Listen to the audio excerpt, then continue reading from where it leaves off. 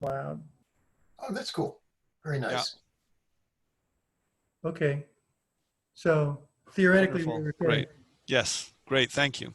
I'm sorry, I wanted to ask you, how do you spell that last name? He, P-L-A-N-T? it's Bridge. It's Tony Bridge. Tony Bridge. Puente. Bridge. Puente. Puente. Oh, Puente. Tony Puente. Yeah, he's a Cuban Oh, I see. refugee. Okay. Basically. His family came over in the Castro years, and he's um, went Okay. to- I'm sorry to say I'm ashamed. I haven't heard of him. I thought you were talking about someone else, but now that you Puente, I don't.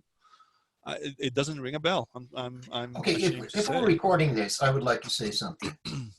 Let's introduce ourselves because somehow or other this recording might go to some students, who knows?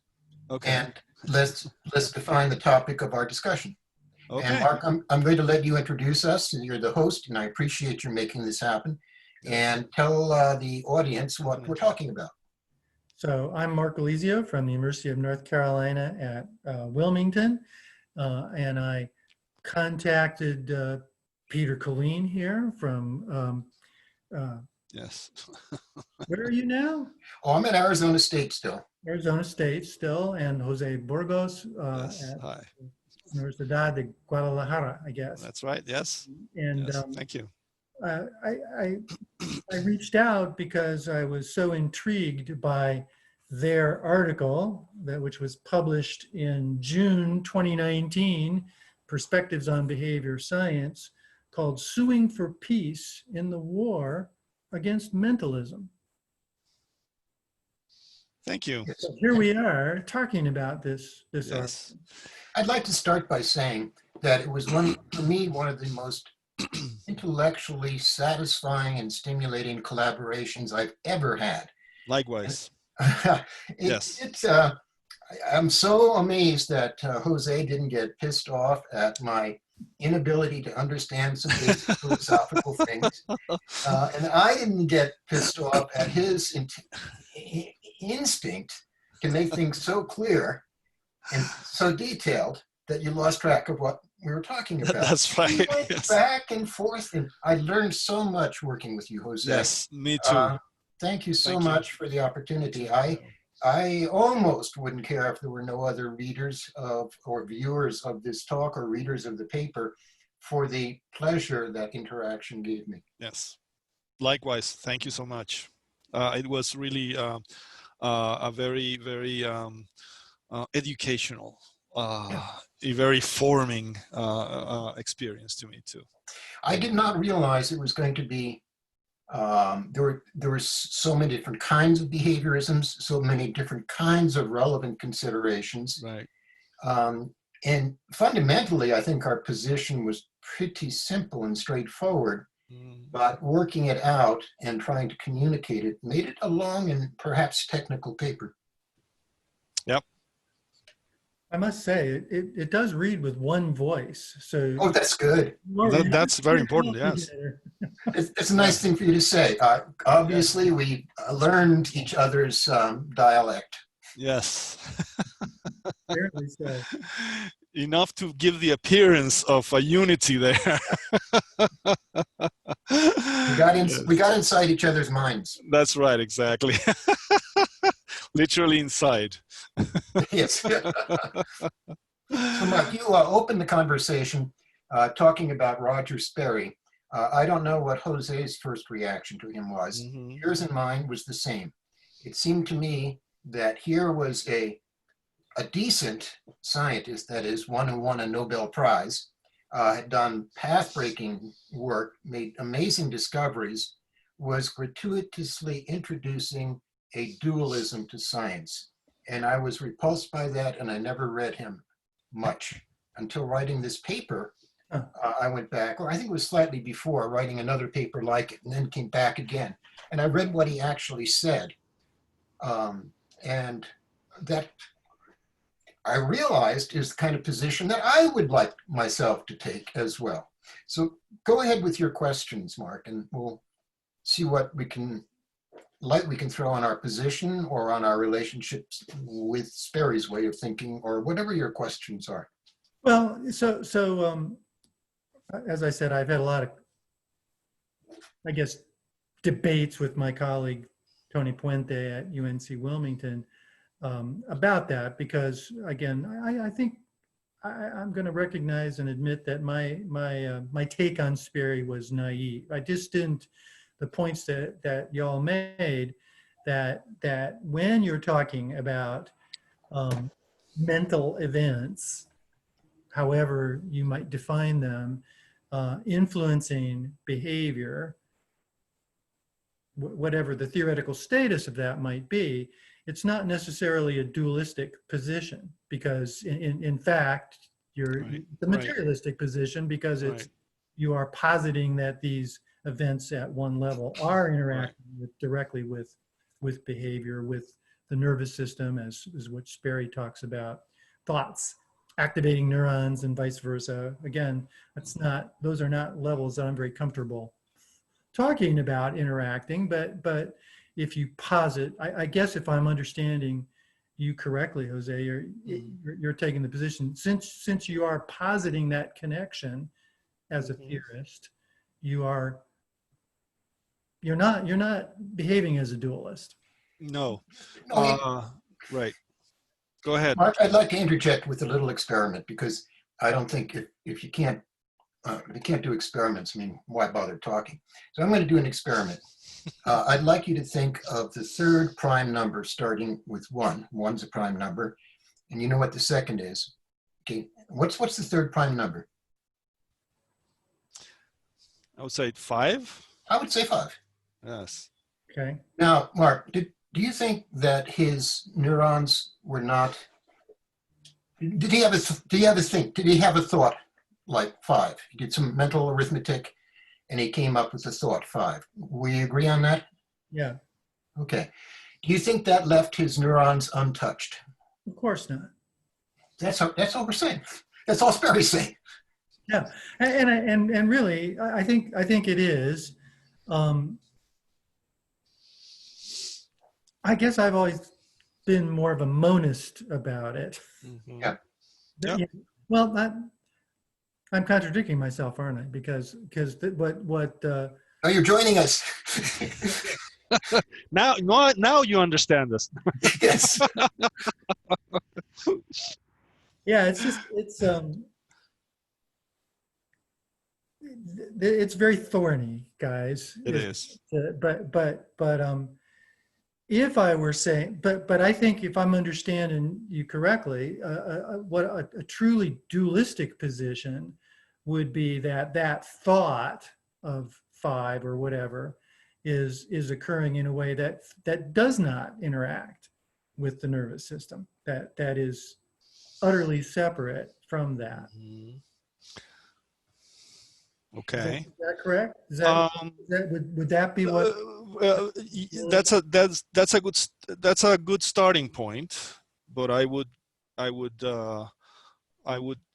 try to pinpoint it a little bit more, because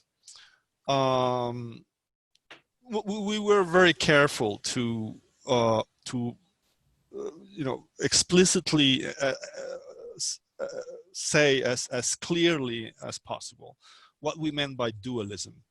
And that's I think part of the problem, that dualism has been one of those words that has been abused Yes. in psychology and in philosophy as well, paradoxically. Yeah. But so we were very careful to be as clear as possible about that. By dualism, we mean this, and we're going to mean this for the whole paper. Now, are we prohibiting any other uses? Of course not. I mean, anyone has the constitutional right to use any word as anyone pleases. But one of the reviewers, for example, was very adamant about it, that's not what dualism really is. And that threw me off completely, because they're just labels that you give them the meaning that you intend to focus on for the purposes of your analysis, and that's it.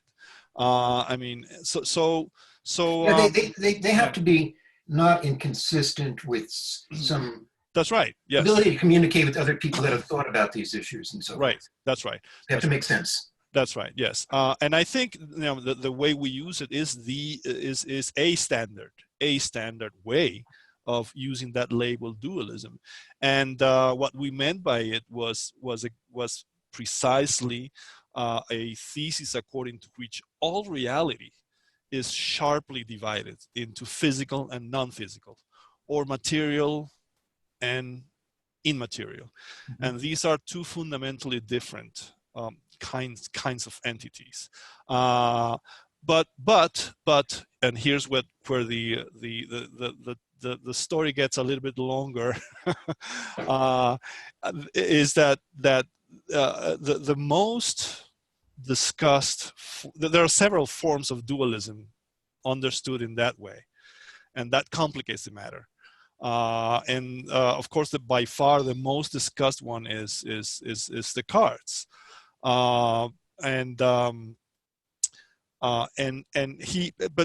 Descartes, reading Descartes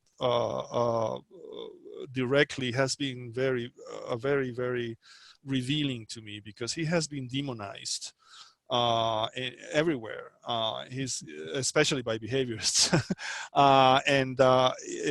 but he has been misunderstood. I'm not sure how many behaviorists who criticize or reject Cartesian dualism or incorrectly identify dualism with Cartesian dualism, which is a mistake from the starting point, including Cantor. I mean, Cantor, he makes that he makes that mistake as well, and including Ryle, Gilbert Ryle.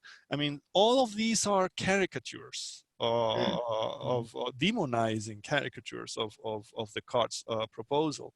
So of course we couldn't get into a very lengthy discussion about this. I think, if I remember correctly, we mentioned very briefly that Descartes has not been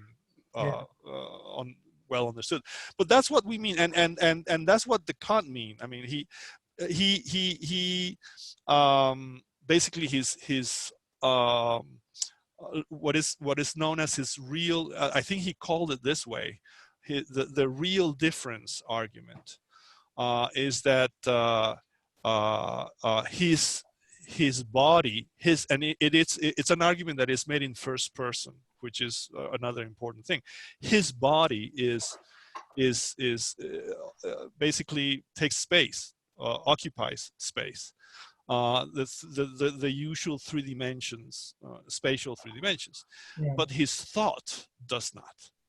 Right. And that's the key. I mean, that's the key issue. That's the key distinction there. Now, he added something that made the whole thing incoherent, which was a causal relationship between the two. That's what just that combination is incoherent.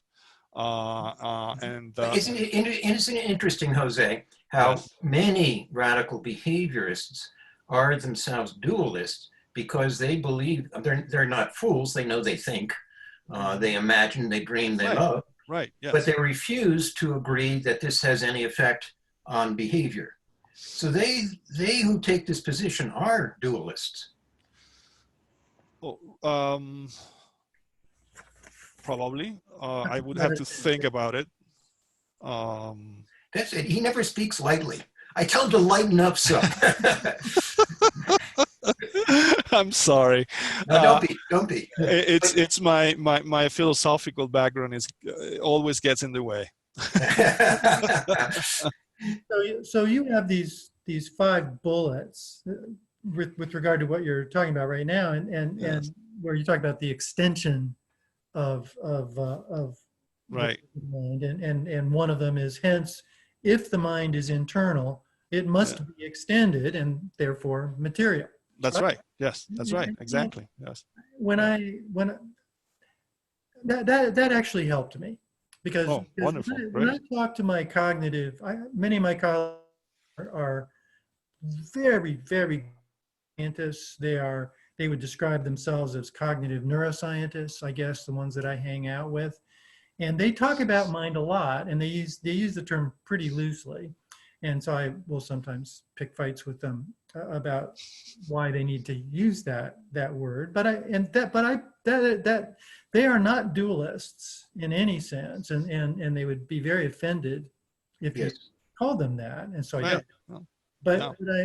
But y'all help me appreciate what they mean to be saying when they're speaking of mind. I think that was spot on in terms of Cool. the way the Right. term is used in modern cognitive neuroscience. Yes. But I always thought Sperry was a little outside that. So you helped me also by, even the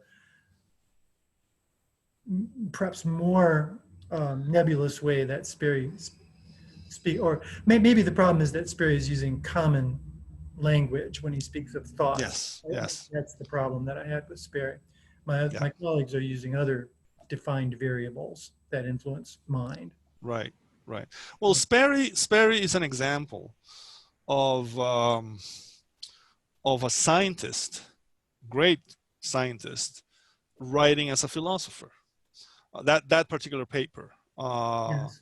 That brings me to something that I if I remember correctly, Peter and I discussed at some point. I'm not sure, but I think this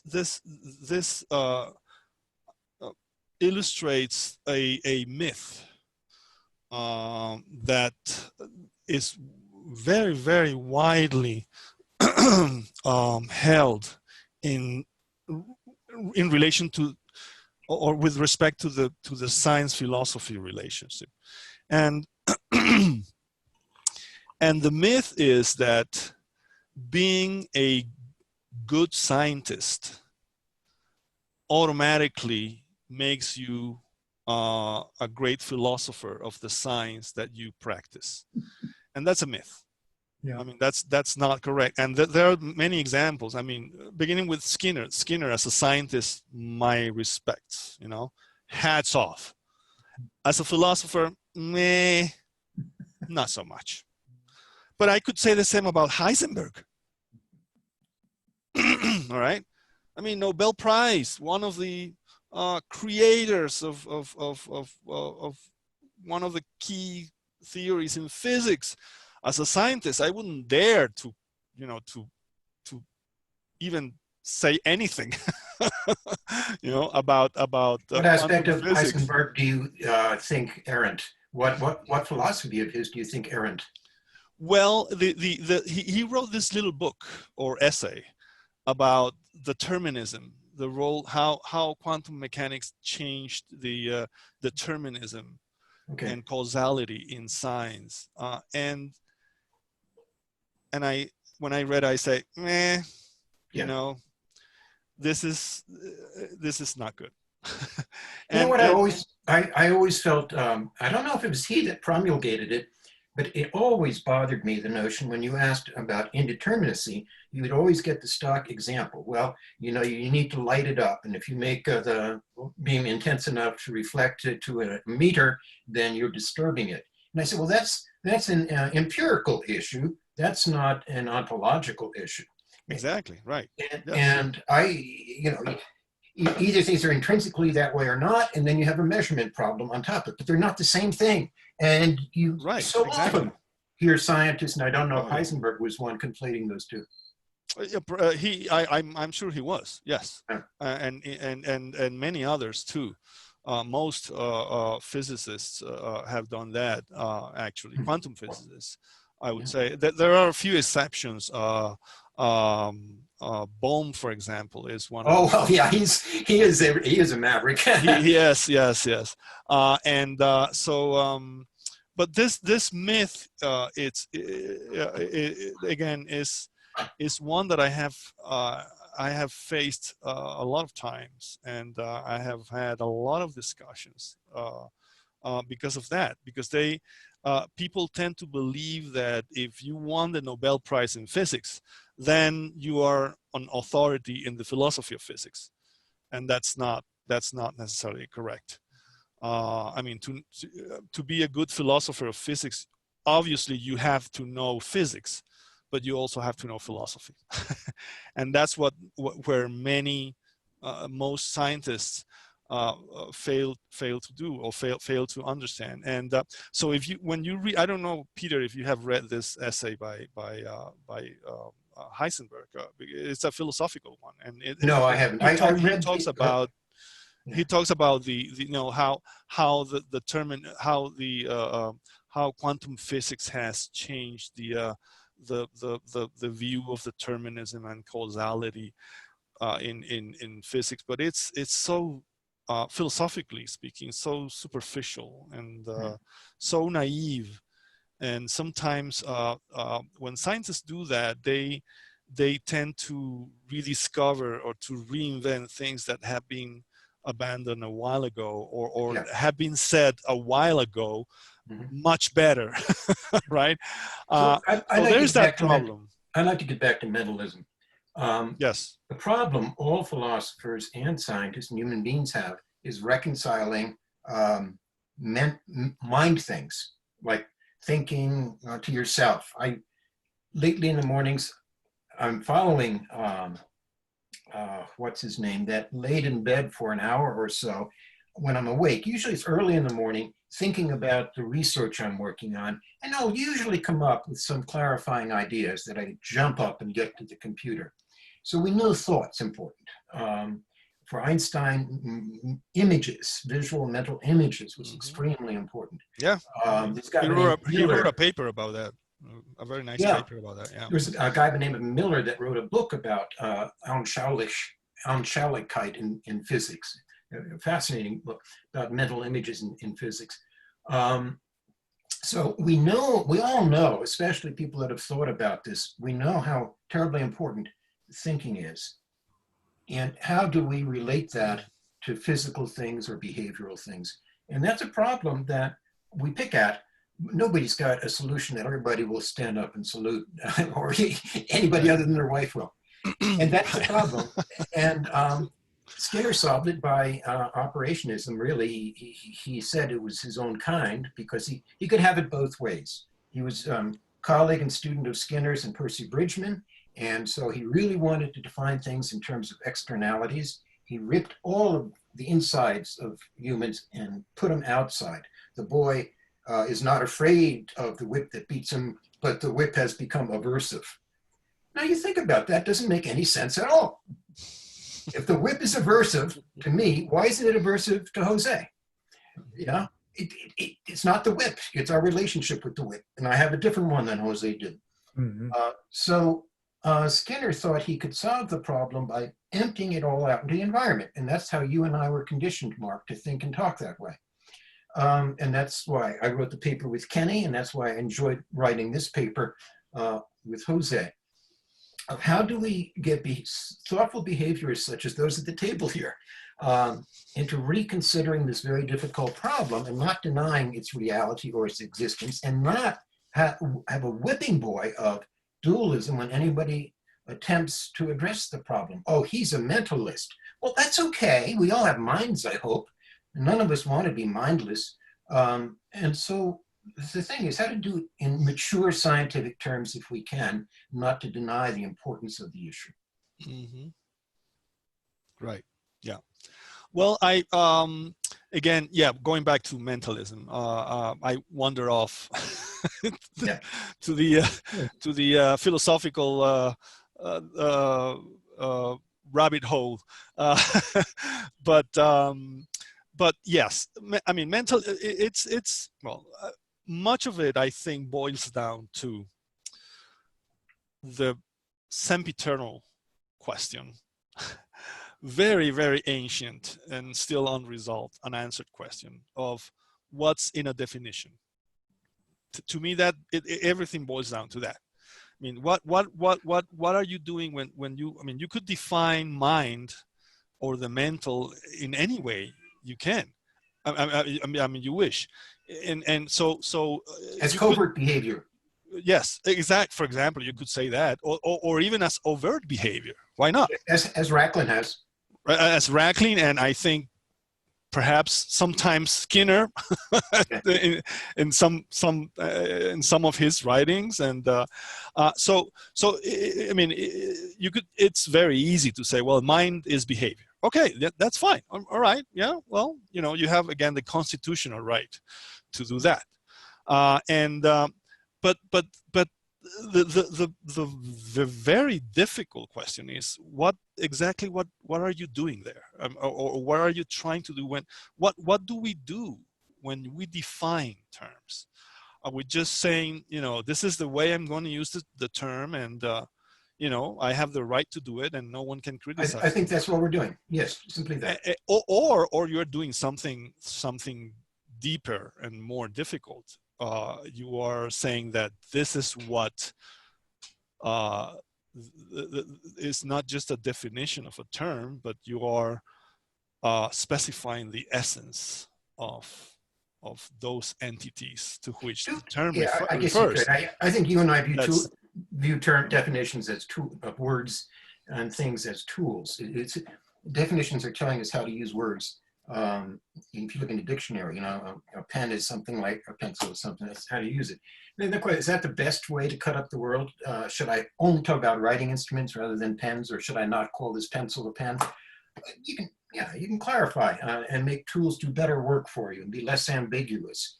right. Um, uh, I don't know how they could be anything other than that. Well, that's precisely the role of definitions in mathematics. Yeah. I Yeah. mean, definitions in mathematics are conventions, Yes. and their sole purpose is to abbreviate. That's it. Mm-hmm. To you know, to introduce shorter expressions in replacement of longer expressions that are sufficiently important Yeah. so that you're going to use them a lot. So Mhm. instead of having to use all that, you define a prime number, for example, as a number that has this and this and this and this properties, you know, and instead of having to say all that all the time, you just say prime number. And that's the only function of definitions in mathematics. In the time when you see a section in any math book or any math paper, see a section called definitions, that's what they're doing. Definitions are abbreviations, basically. That's what they are in mathematics. Abbreviations and clarifications, because that's right. Yes. you normally say, I wouldn't think of as of a arctangent behaving like that, but wait a minute, here's how you're defining it. Here's how I have to worry about the sign of it. Okay, I'll buy that for this book. Yeah, exactly. That's right. But that's very clear in mathematics. Yeah.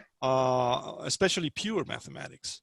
I mean, that's, you know, that's all mathematicians agree on that. I mean, they know exactly what's in a definition to them. Yeah. It's just an abbreviation device that allows you to save time, space, and effort, and which is perfectly fine. I mean, that's fine. But there are two things. One, Aristotle didn't see it that way, right? And I bring up Aristotle again because, you know, Peter he. I saw you staring at me. You weren't staring at Mark. You were staring at me when you said that. Yes. But Aristotle didn't see definitions that way. Mm. I mean, his theory of definition is essentialist, Mhm. and that's where the rub lies in. I mean, it's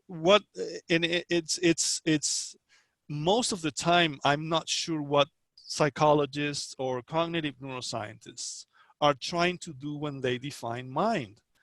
Are they just using mind as a shorthand for an expression, or are they doing something like Aristotle proposed? You know, that, you know, that when you give a definition, you are making an assertion I've never known a cognitive about the psychologist. nature. What's that again? I've never known a cognitive psychologist to make a definition of mind.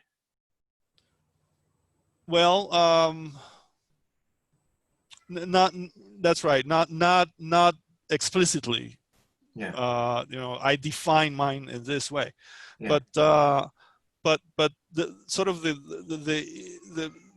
between lines, it looks like they are sometimes trying to give something that approaches a definition or approximates a definition.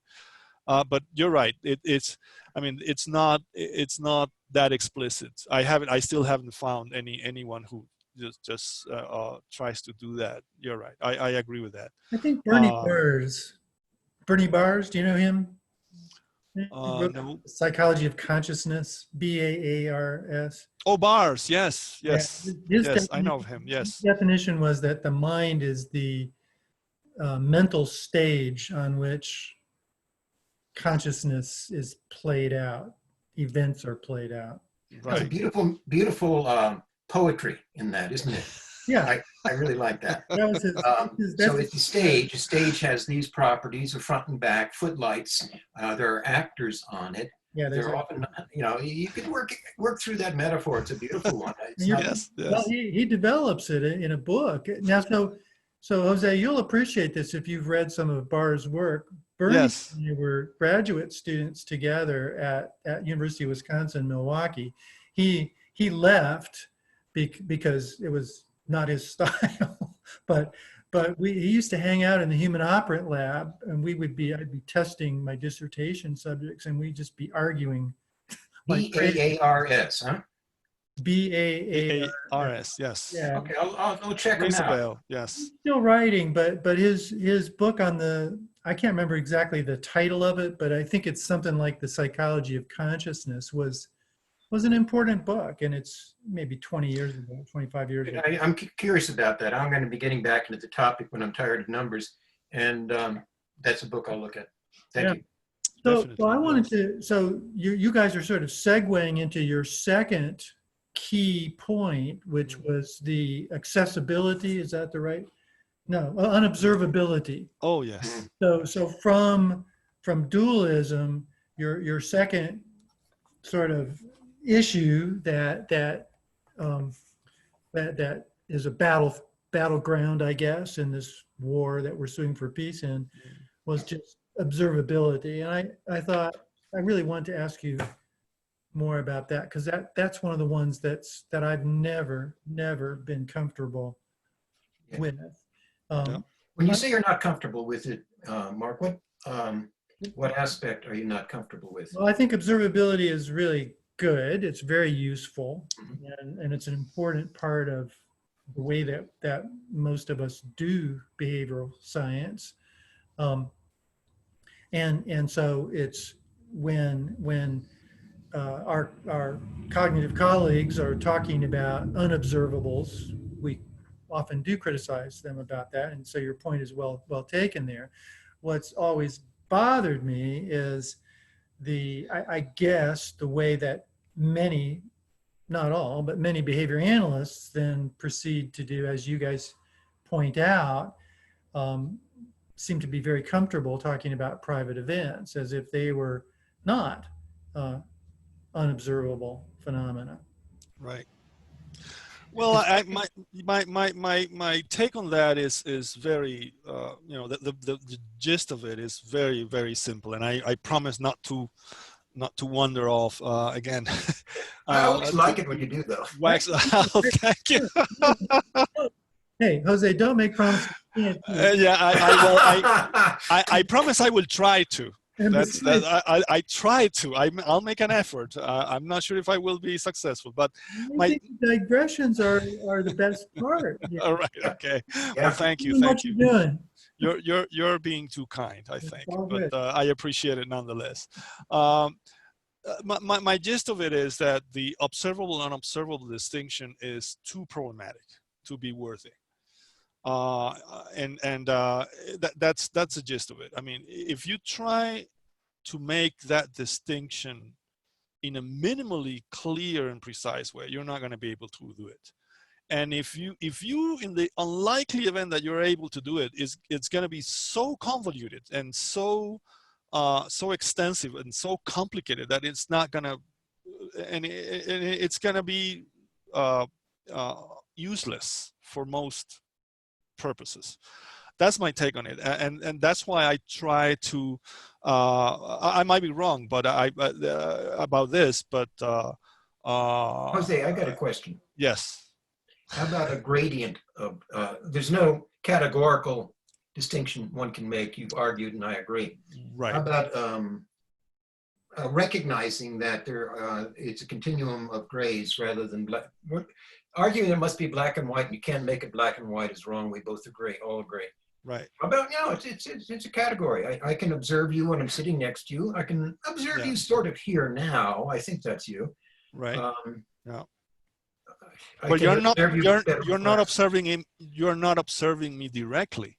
Yeah, that's right. That's right.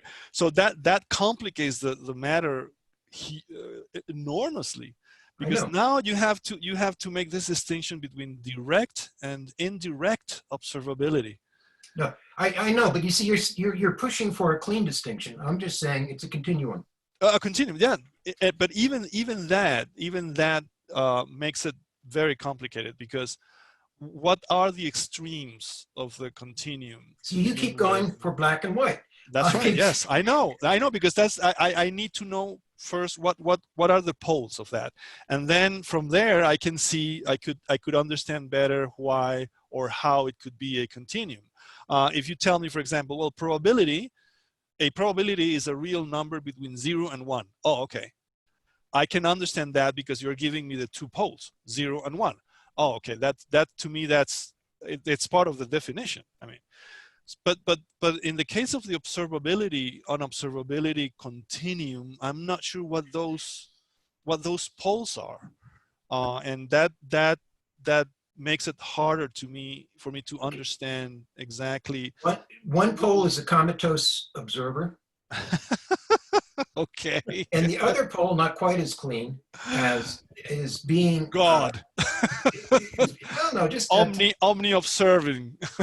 Just taking this thing and touching it, smelling it, tasting it, looking at it at angles, perhaps taking it apart. That's the other. Yeah. Well, I can, yes. You mean direct contact with, but even there, it's a nice try, yes. But it poses more and more questions, and that's my issue with it.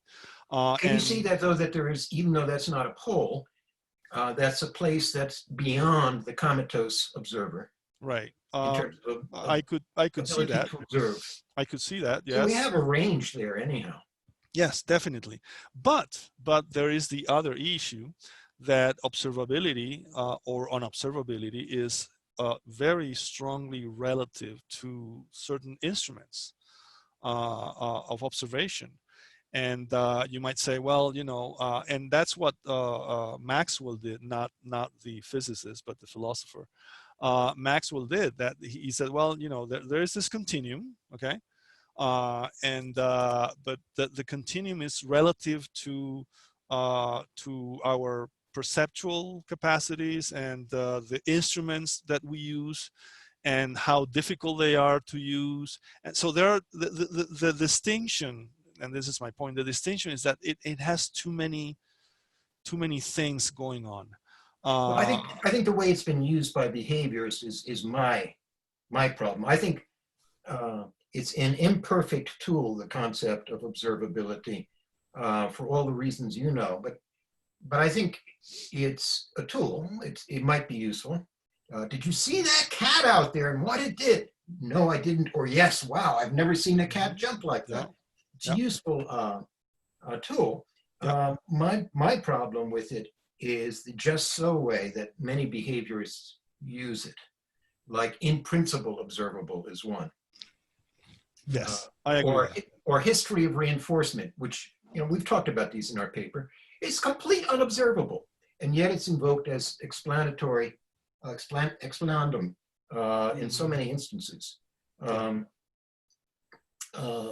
don't know. There's so many other places where people talk in the behavioral community about privacy or non-privacy, and I don't think too many of them make a lot of sense when they talk about it. I agree with that. Yes. So do I. But I still believe that the distinction is, even if you do it as a continuum, is too problematic. And actually, I don't think you need it. That's the other thing. See, that's the thing. I think it's useful, even though it's very flawed. And you think perhaps we don't need it. And I suspect you could convince me that's true. I don't know. I think it causes more problems than it solves. It could be useful in everyday life. The examples you have given. Oh, did you see that? Oh no, I didn't see it. Or, but you know, that's sort of everyday language situations. You know, or you know, observation situations. And but again, if you say, for example, when a behavior says that neuronal activity is unobservable, well, that's is unobservable to you, because you don't have the instruments to do it, but to a cellular neuroscientist, it's perfectly observable, Sure. right? But no, but not directly observable. Oh, okay, but that okay, that so the problems begin. Well, what do you mean directly observable? Well, you know, you can observe direct behavior directly. Well, I can, yeah. Well, yes, but it depends on the conditions. I mean, I cannot observe the dinosaurs behaving, for example. And I cannot observe someone, you know, 50 miles away behaving either. So the thing gets too complicated for me. That's the thing. Paradoxically, I like complicated things, but in this case, it's too complicated for me.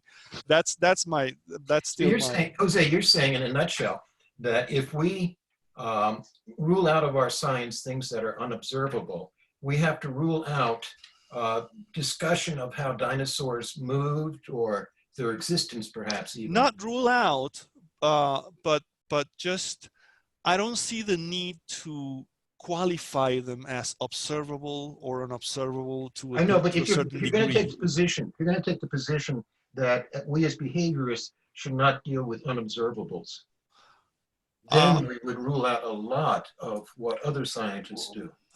Well, again, under the traditional view of what unobservable is, which is the view of the logical positivists, which is extremely flawed, then I would say, I don't know. That would be my honest answer to that question. I don't know, because I have no idea what you mean by unobservable. And no matter how hard you try to explain it to me, I'm not going to be content with that. So the I'm part not of going to the be problem happy at with working with Jose is that there's some things he just can't understand. I don't know, Peter. Exactly. You know when when I blinked out and got bumped off the internet a few minutes ago, it was right after Jose said God. Yes. I'm just saying, you know. Well, it depends on what I mean by God. Right. And that brings us back to what I think is the root issue here. What's in a definition?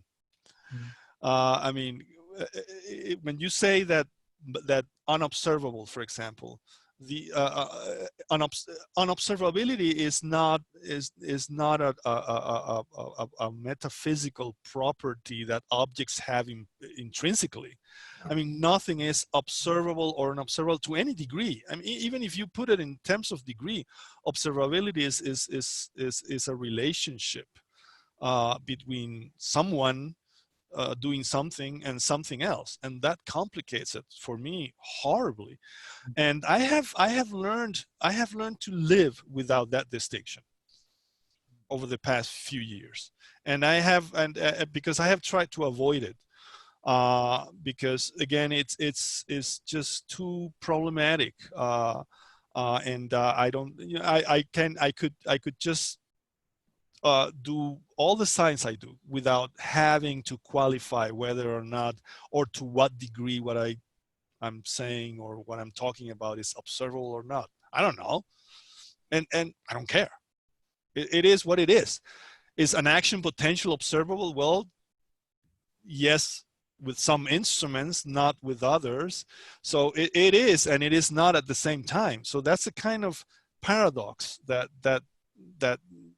this distinction leads to, and that's it. Mark, I'll shut up. what can we talk about that you are uncertain about in our paper, or want to take a different stance about, or we need to clarify or change the way we think or speak? Well, Well, go ahead. well, I was going to say, maybe so I just wanted to see what you guys would say about those first 2 points, because they both struck a chord with me, and I'm still very troubled about the whole private events thing. But Yes. but that's another. It's a whole can of worms itself. Yeah. The impracticality was your third major point. I think I don't have really much to. I think I understood exactly what you're about with that, and I agree with that. Maybe the question, the big question for you two is, where do we go from here, and what does it mean if we accept these 3 that these 3 points that you make really aren't valid attacks that devastate the mentalistic point of view? What does it mean to be a behavior analyst? How do we relate to our? This is what I came to realize, Mark, when I was writing the paper with Jose, or helping Jose write the paper is a better way of putting it, is that we love, as behaviorists, we love mentalism because it helps us define what we are by rejecting it. So its main utility to behaviorists is a negative one, and that's the tie that binds them, because behaviorists don't have too many other things that tie them except what they're against. And I recognize that it's cute or trivial to say that, I think it's true, but then how do we define behaviorists? Well, actually, I don't think we have to. I think we have to think of ourselves as scientists, as factually grounded, reasonable scientists that try to avoid just those stories, such as "the devil made me do it." Scientists of behavior, but not behaviorists. Yeah. Yeah. Well, I would say that I think what we say in the concluding remarks could give some hints about what to do next. I think that if I remember correctly, because we went through so many versions, different versions of it, and then I didn't have time to read the final published version, but at least we discussed it. And one of the things I think that at least I made a lot of changes. People. Yeah, that's right. Yes. Yes.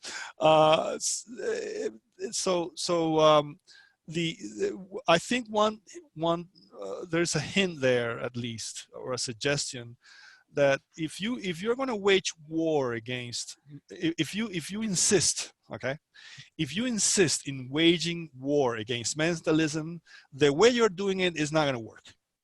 Okay, that just forget that, right? Now, but again, war may not be the best path. Perhaps you could find ways of grounding behavior analysis on a more positive, constructive way, because that so far the whole reason of existence of behavior analysis has been anti-mentalism, and that's not good. I mean, that it's too weak a foundation. I as have we to realize as you talk, Jose, we mistitled the paper. Of course, we titled it as a takeoff on Bill Utah's book, The War That's right. Yes. But, Yes. you know, I don't think a single shot's been fired in 50 years, maybe since Skinner passed. I think there's a lot of talk about war amongst ourselves. We pat each other on the back and we say, Jose, did you see that stupid mentalistic thing that X wrote? And you go, yeah, that was horrible, wasn't it? Yes. I don't think, I think it's extremely rare that we go to colleagues that are, let's say, cognitive psychologists or studying emotion or studying children or whatever, and say, look, I think you're doing it wrong because of the way you talk. Have you considered talking less in such a way? I don't think we do that. We're not fighting with real bullets. Yes. Well, I think the war is still going on, but I see it differently. The war is still going on, but rather implicitly, it's a Cold War. Yeah. So I think I still like the title of the paper. I think it's appropriate. I like the title. I still think it's appropriate, and it was your idea, of course. Yeah. It was, and I loved it. I still love it. But if there are two alternatives. One, just stop. Thinking so much about anti-mentalism and try to do your job as a behavior analyst. But how do I ground it, one might ask? How do I motivate it? How do I justify it? How do I justify the study of behavior in its own right? Well, anti-mentalism, the way you have rejected it, is not going to work. So you have to find a different way. Okay, another way. The reason it worked for so long is because our subject matter was rats and pigeons. Well, yes, right, exactly. And we could deny the presence of mind in rats and pigeons, and they wouldn't object. I would object. If you're going to deal with what sets us apart from rats and pigeons a lot, I think, is verbal behavior, talking to ourselves. Lots of things set us apart, but that's huge. And that right away brings up what we say to ourselves. And so if we want to deal with human behavior, we've got to find ways of dealing, if we want to, maybe we don't want to. If we want to, we have to find ways of dealing with thinking, believing, loving, hating, as behaviorists. That is to say, what are the conditions that elicit these? What are the behaviors that concomitant with these? And we only were able to tell ourselves the other story for so long because we didn't think about humans. Might be, yes. That's Although pigeons and rats have minds too. I think they have souls as well. That's why I think Skinner realized his book Verbal Behavior was so important, because he knew he had to find some way to address what makes humans humans, and that was his attempt. So I so strongly believe that science involves integration across disciplines, and these disciplinary boundaries are pretty arbitrary under any circumstances. And I think if you think about it, most of us would recognize that if our field is to survive, it's going to be because we've successfully built bridges to our colleagues in neuroscience and cognitive psychology, linguistic education. And, me too. So I guess in part, because I believe that so strongly, that's a lot why your article resonated so much with me. Wonderful.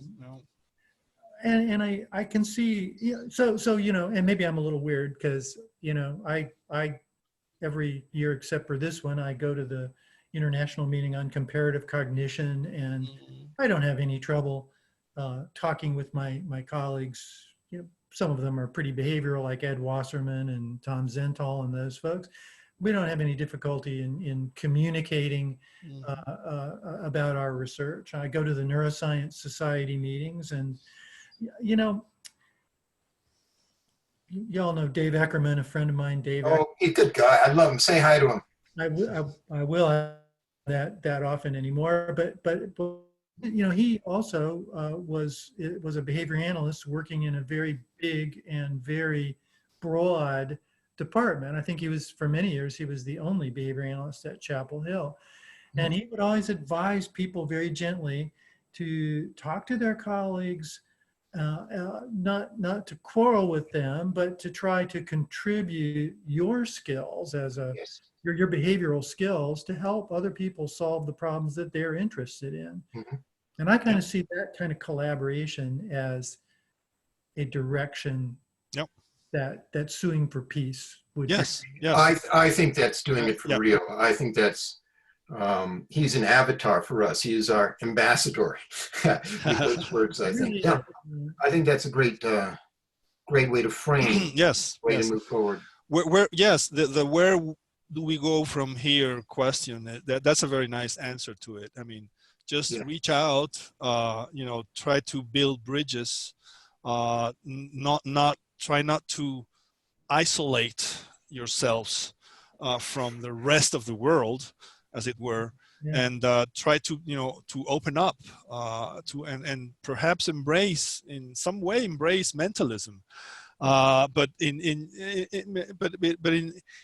a way that is not dualistic in the strict sense, philosophical sense of the term, but because no one embraces mentalism in that way. Well, very few people. There are a few Cartesians there, but out there, but they're a minority, but I would say most cognitive neuroscientists are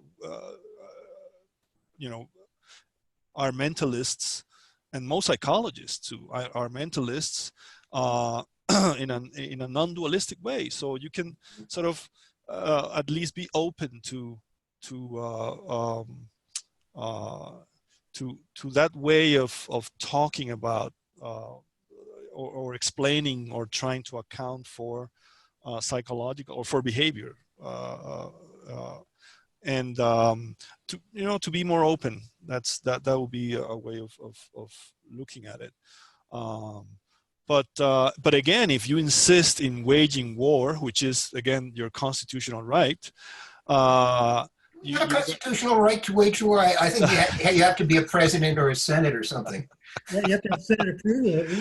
That's right. A president like the one you have right now, for example. But if you insist, I mean, that's fine, okay. But you have to do it in a more effective way. And I talked to Peter about this. That I don't consider myself a mentalist. I speak of inner causes of behavior, but I'm not a mentalist. So there is a way, and I had found a way of. Why are you not a mentalist? I thought you were. I'm not a mentalist. I'm not. It would take me too long to explain why, but I'm not, basically. And I think that well, I could give you a hint, to be very brief. The huge problem that materialism has, okay, materialistic monism has, is that they don't give you a clear distinction between what is mental and what is not. Mm-hmm. And that's a huge problem with mentalism in general, that they haven't yet offered a criteria, a set of criteria to make that distinction. No, it might be a matter of degree. It might be a yes. continuum as well. There might be such a thing as the mentality continuum. Yes. Yes.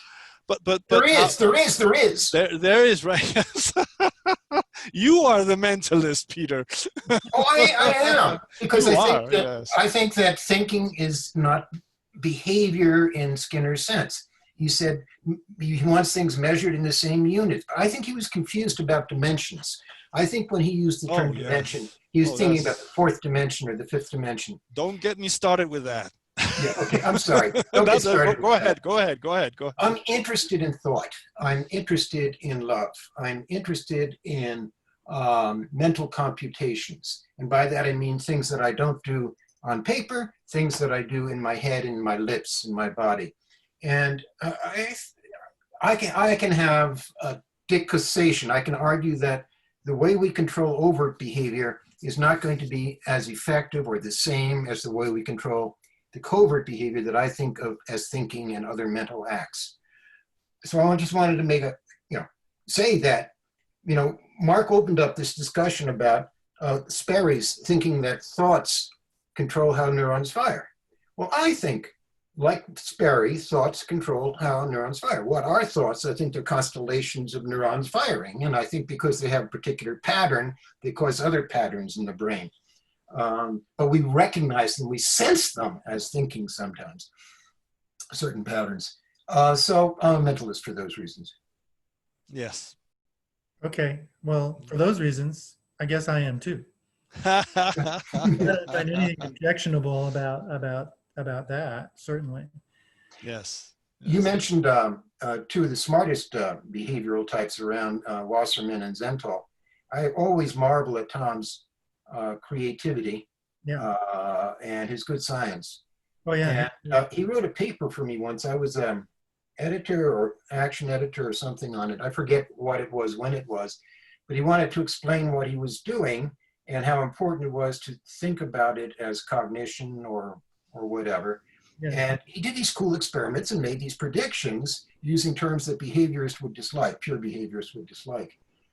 And I forgot all the details which matter. But in the paper, he said, hey, look, you make these predictions, you explain how you do it with some theory that doesn't use my terms. God bless, I'm curious about it. I'm interested in it. Tell me about it. But meanwhile, I've got this sort of mentalistic theory or approach to what's going on, and it works. Well, it's generating, as he would say, it's generating interesting experiments. Yes. And there you go. There you go. Yeah, sure. So I think one of the important things was clarifying some issues. And one of the other things was saying, what do we do next? Well, I think Eckerman had as good advice as we could offer. And you have as good advantage that our future is in interacting with others. And we think this background bullshit of anti-mentalism is one of the things that's keeping us from interacting with our colleagues, because it will sometimes cause us to denigrate their work because they're using terms we think should be forbidden in scientific game. So I think one of the purposes that Jose and I had in writing this paper was saying, stop talking like that. Yeah. It's not doing any good. It's just hurting things. It's hurting big bridge building, and it's not worthwhile. I agree. Yes, definitely. Yep. Well, and I hope that that's the spirit that our colleagues will take when they read this paper. I think it's an important paper, you guys, and Thank you. I do thank you for publishing it, for developing it, and I really appreciate the opportunity to chat with you about it today too. I got to go to another Zoom meeting, so I'm going to have. All right. Go ahead. Yes. This has really been fun. There's some good things about this hiatus in normal activity. Yes. Things like this, which is. By the way, I want to alert you guys, and you're right, to another Zoom meeting that's a soiree or seminar or symposium that Karsta Simon is running in Norway, and a bunch of Europeans and and she invites in and gets lots of big names to come in and talk about one of their papers the group wants to focus on.